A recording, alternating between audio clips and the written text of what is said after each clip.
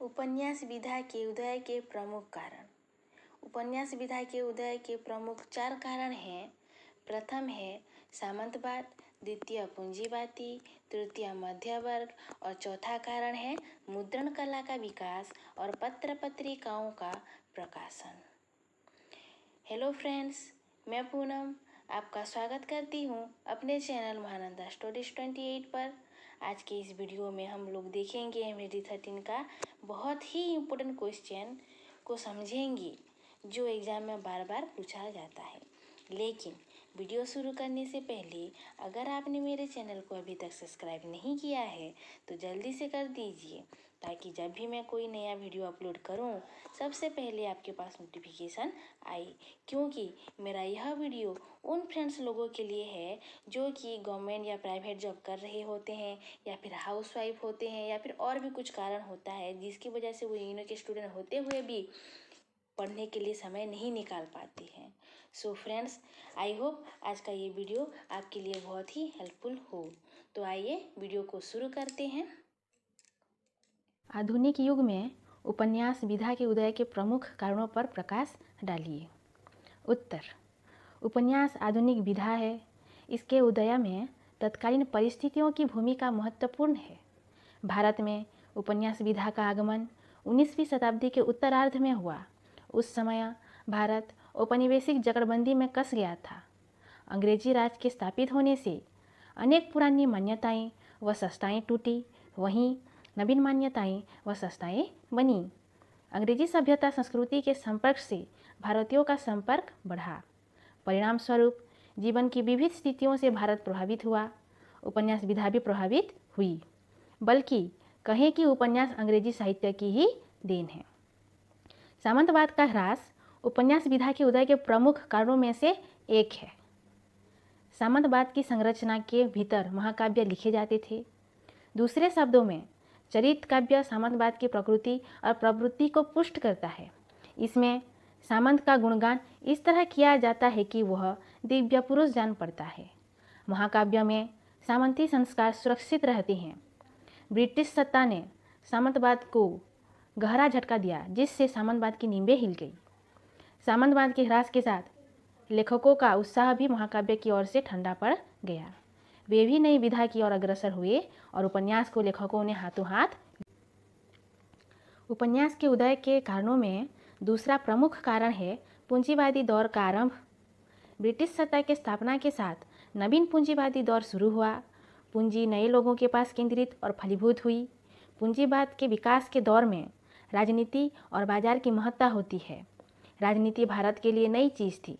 पहली बार साधारण जनता को उसमें भागीदारी नहीं रही तो पढ़ने, लिखने, समझने का मौका अवश्य मिला। यूरोपीय राजनीति संस्थाओं तथा अंग्रेज की उदारता से सर्वसाधारण व शिक्षित भारतीय परिचित हुई और उसे अपने देश में भी लाने का प्रयास करने लगी। इस काम में अंग्रेज और भारतीय एक साथ मिली। बाजार को पूंजी प्रभावित करती है, अतः नवीन वर्ग के पास पूंजी के साथ साथ, फ्रेंड्स यहाँ पे 3 बार साथ साथ टाइपिंग हो गया है, प्लीज़ एक साथ को आप लोग इग्नोर करें। तो चलिए, अतः नवीन वर्ग के पास पूंजी के साथ साथ उनकी अपनी सोच, इच्छा, रुचि को परिष्कृत व विस्तृत करने का मौका मिला।